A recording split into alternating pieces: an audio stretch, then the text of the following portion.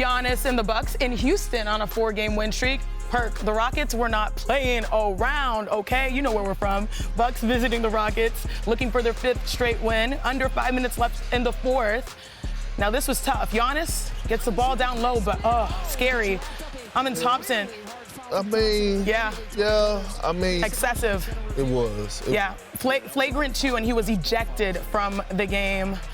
But then 3 minutes left in the 4th, Rockets up 1. See, this is what I love to see right here. The young fellas playing the 2-man game. Şengün and Jalen Green pick and roll, setting a good screen, buckets. But if we're going to talk about the highest scoring duo, that's Dame and Giannis. That was the next possession. Right there. Thank you. That is. That's like goals for the Rockets. But then Alperen Şengün, this would have been a great play, but instead I think he had a little bit too much English on it. Yeah, but he's learning. Sinead, he's not at the stage to make behind the back passes yet. Yeah, especially when you give the Bucks a chance with 12 seconds left. And Dame, he does this. Down 3, Dame time. Not in H-Town, he don't. Not in H-Town. Oh, it's all right. Rockets hold on to win 100 points is the key. That's the Rockets playing their game. Yes. Now, that wasn't the only game that came down to the wire. KD and the Suns in Memphis facing Ja Morant and the Grizzlies. All right. I said it before, defense was a little bit optional. 299 points between the two. Let's show you how this happened. Ja, double clutch. Like, Wendy, flying under the radar, Mr. Morant? Not on this play. Not on this play, not on this game again. Clutch squared.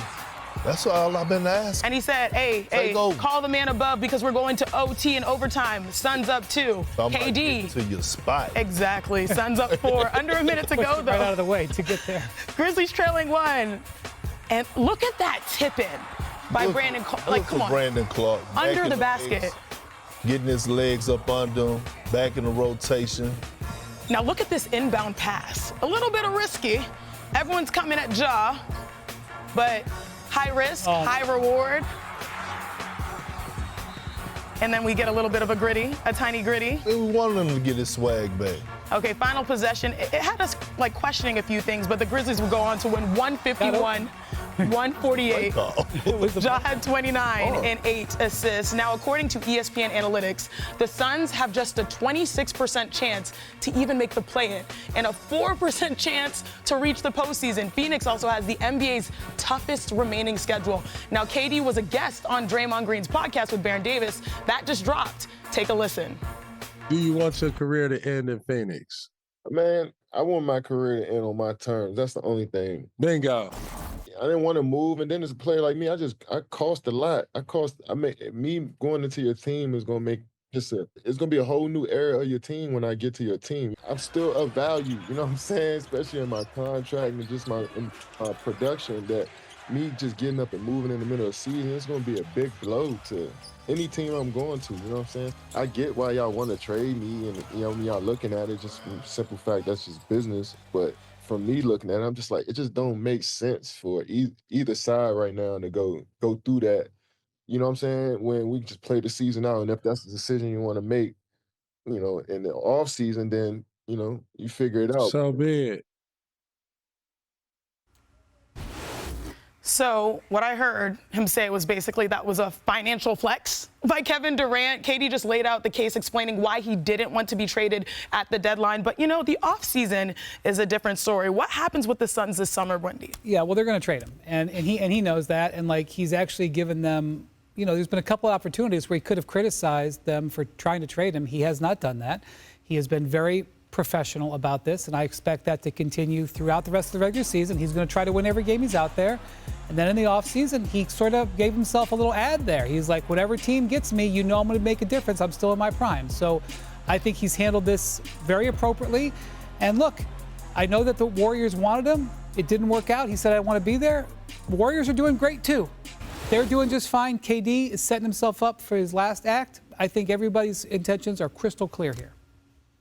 They should be thanking the Philadelphia 76ers. Because if not, they would be the biggest disappointment in the NBA. Okay? Get that out the way. I'm tired of talking about them. They trash. They have no leadership. And they're just riding it out for guys to go their separate ways, right? Just think about this whole thing, right? You didn't want Frank Vogel there, and I'm not talking about KD, I'm talking about the organization. You bring in Mike Budenholzer, Devin Booker, Kevin Durant, they go and they play in the Olympics, they win the gold medal. You hear Devin Booker say, hey, I want to come back, I want to be a better leader.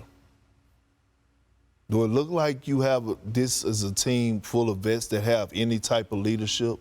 And I get it. Now you're to this point, you got to go ahead, like Wendy said, they're going to trade KD. Good for KD, good for the organization that's going to get KD, because I still, as his number shows, he's still going to give you 27 a night, officially.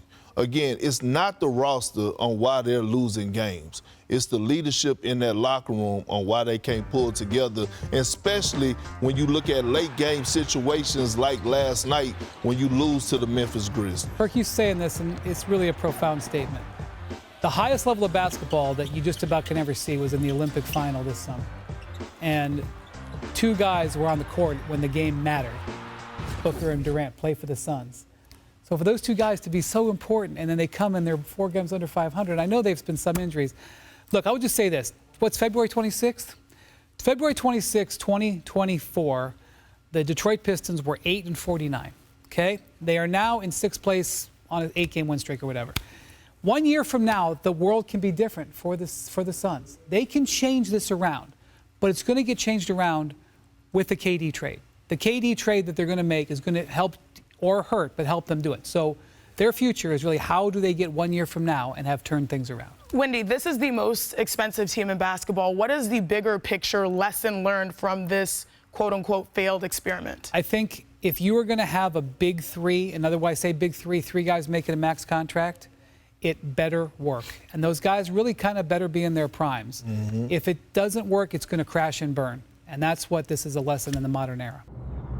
Now joining us with the latest on the 76ers, our NBA senior insider, Charania. And Shams, yesterday you reported that Joel Embiid was undergoing tests on his knee. What are the Sixers saying about his current status? Today, the 76ers are continuing to evaluate and consult with doctors and specialists on that troublesome left knee of Joel Embiid. And as a result, he is out tonight against the New York Knicks. And his status for the rest of the season, certainly for the next few games, very much in question and up in the air. Embiid received new imaging on Monday, I'm told, and everything really is on the table. Where the 76ers season is, where it's been, and where Joel Embiid specifically has been off the eye test. The way he looks this season, playing through, from what I'm told, regular and frequent injections in his left knee. This is something that the 76ers have to make sure they huddle with Embiid, make the best smart decision for him moving forward, because as it stands right now, Joel Embiid just cannot carry on the way it is. Thank you so much, Shams, for that update, because we all know that this is an emotional decision, but it's also a financial decision. Embiid is set to make about $300 million over a 5-season span starting this year. This includes a 3-year, $193 million extension that begins in 2026-2027. Now, in other Sixers news, Paul George is shutting it down. I'm speaking about his podcast, y'all, his podcast. I know my goal when I first signed with Philadelphia was to bring a championship to these amazing fans here. I still remain positive about that, and that is still the case and where I'm coming from. I plan to take a break from the pod just to focus on getting my body right, getting mentally right, and, you know, help this squad make a push towards our goal to finish the season out, give ourselves a chance to be in contentions to compete for a championship. Oh, so you actually focusing on what you're supposed to be focusing on, and that's playing the game of basketball. And Paul George is not the only person that should be, you know, taking a break from podcasting during the basketball season. I feel like Jalen Brunson and Josh Hart as well need to take a break, because if you're trying to go out there and honestly compete for an NBA championship, that should be your only goal. Anything else outside of that is a distraction. Right? I wish I would have walked in the 2008 locker room talking about our podcasting through the season, or anybody else. It would have been smoke and furniture moving around there. So, again, guys need to keep the main thing the main thing. And when you have an opportunity to win a championship, keep the main thing the main thing. Everything else can wait. Butler, touchdown. Another 3-ball from Steph. 1,002, 1,004. Given a new era for the Golden State Warriors. I walked in with a therapeutic flow, put a few hundred up, let them go, let them go. Hey now, say now. In case you've been sleeping, the Warriors, they are hot. And last night in Golden State, they celebrated their 10-year anniversary of their 2015 title. Do you feel old yet, Perk? No, Ben. You said Ben old. They blew out the Hornets 128-92, marking the franchise's 3,000th win, the 5th team to ever reach that mark. The Dubs are now 6-1 with Jimmy Butler and sit at 8th in the West. Now here's Jimmy on how their chemistry has been found so quickly in Golden State. I know the caliber of player that I am, and it's never about anything except for winning with me. It's never about anything except for winning with the guys around this locker room and this organization, because they've won at a high level before, and I'm just hoping and praying that I can help them win at a high level again. Well, he is delivering on that. The Warriors are 6-1 and have outscored opponents by over 17 points per game since Jimmy debuted, which is the second best scoring differential in the league in this time. Now,